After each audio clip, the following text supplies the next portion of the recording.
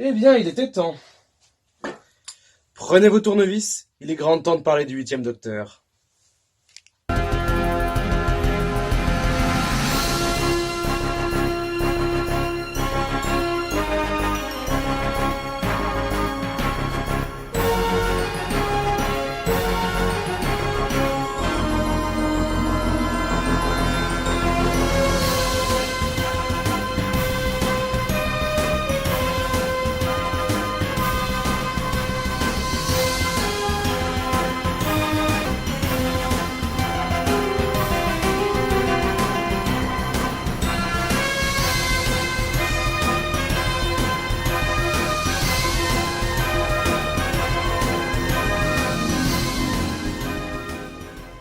Avant de démarrer, retournons dans le passé.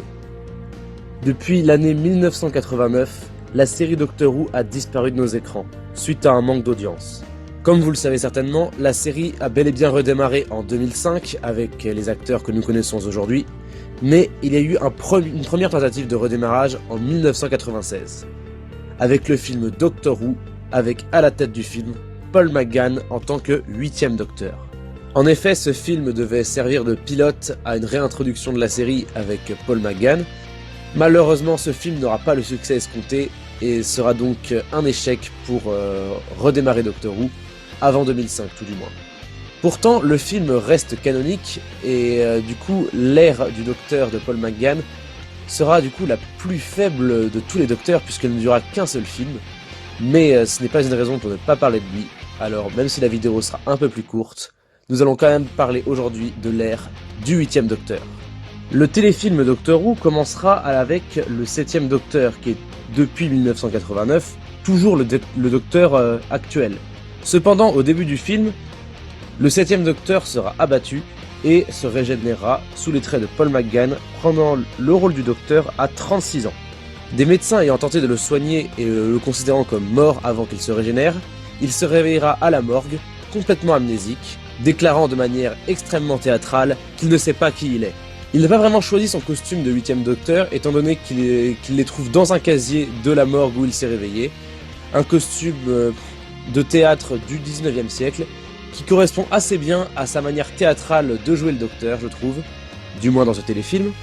McGann joue dans ce film un Docteur très enthousiaste, souriant, qui est d'ailleurs décrit par les scénaristes comme quelqu'un de très sensible. Lors de son affrontement avec le maître durant ce film, il tentera de le sauver à la fin, lui tendant la main de manière altruiste, même si son ennemi refusera de lui prendre.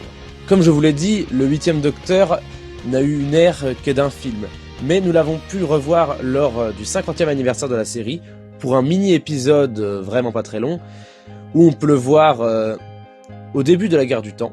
On peut voir qu'il a désormais les cheveux courts et une expression plus mature, sûrement due aux heures sombres auxquelles il traverse. En effet, son caractère doux et altruiste, encore plus fort que pour ses autres incarnations, sont en totale contradiction avec la guerre horrible qu'il traverse, lui imposant de faire des choix extrêmement difficiles, mais nous reparlerons de tout ça quand nous aborderons sa régénération.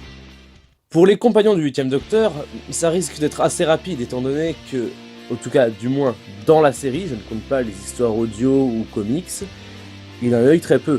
Pour le téléfilm, sa compagne principale est Grace Holloway, chirurgienne qui a tenté de soigner le 7e Docteur qui était blessé. Et étant donné que son corps n'est pas celui d'un humain, elle l'a tué plutôt que de le sauver. Une fois le Docteur régénéré, elle l'aidera à combattre le Master durant le film. Grace semble être la première compagne à avoir une histoire d'amour avec le Docteur, car elle sera la première compagne que le Docteur embrassera durant toute l'histoire de la série.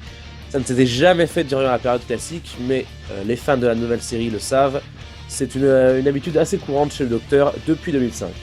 À la fin du téléfilm, le Docteur lui demandera si elle veut venir avec lui dans son TARDIS pour découvrir les étoiles, mais Grace refusera et décidera de rester sur Terre. Le Docteur embarquera donc seul, paré pour de nouvelles aventures qui ne seront malheureusement jamais filmées. Nous pouvons aussi citer Chang Li en tant que compagnon, bien que pendant tout le film, il soit du côté du Master qui le manipule. Un jeune brigand asiatique qui a profité du Docteur mourant au début du film pour lui voler ses objets, changera de camp à la fin du film, se rangeant aux côtés du Docteur. À la fin du film, le Docteur le récompensera de l'avoir aidé en lui offrant de l'or, ce qui plaira énormément à Lee, qui partira avant que le docteur ne change d'avis, le remerciant chaleureusement. Et c'est tout pour les compagnons, puisque il n'y a qu'un film à l'actif de Paul McGann. Nous pouvons passer à ses ennemis, ce sera également très rapide. En effet, le seul ennemi que nous avons pu voir affronter le 8e Docteur est le Master, évidemment le pire ennemi du Docteur, incarné dans ce film par l'acteur Eric Roberts. Au début du film, on voit le Master se faire exécuter par les Daleks, et le Docteur devra assouvir sa dernière volonté, ramener ses cendres sur Gallifrey.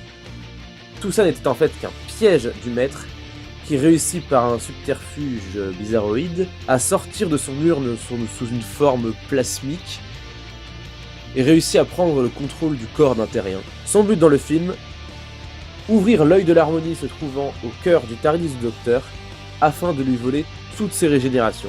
Ce Master a d'abord un look un peu à la Terminator durant ce film, avec lunettes de soleil et veste en cuir, et il a gardé également les yeux de félin qu'arborait le précédent Master Anthony Ainley à la fin de la série classique.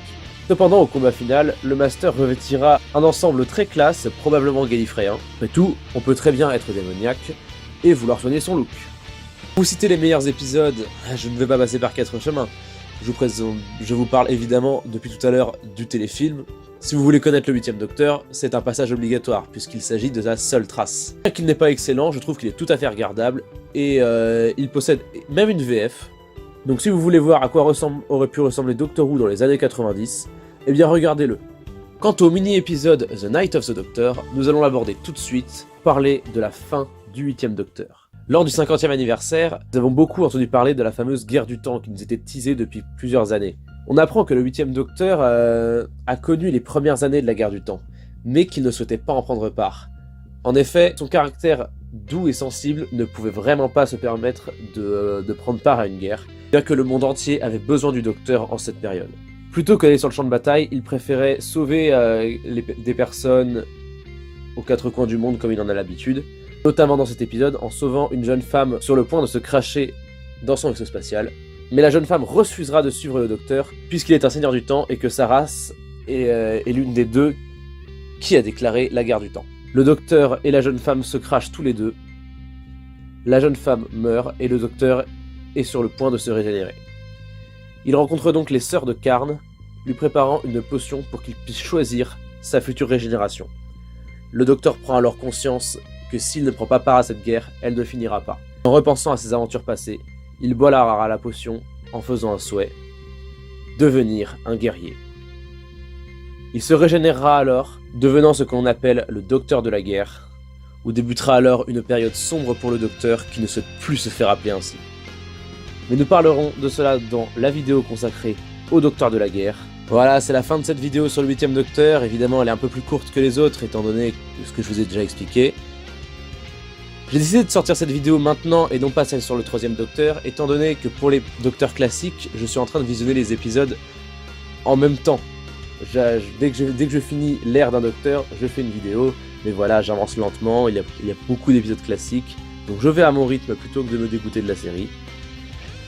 Et vu que ça faisait 6 mois que je n'avais pas sorti de vidéo sur Doctor Who, j'ai décidé de combler l'attente en sortant une vidéo sur le 8e Docteur. Et puis après tout, pour une série avec autant de voyages dans le temps, c'est un peu normal de sortir les Docteurs dans le désordre, vous ne croyez pas?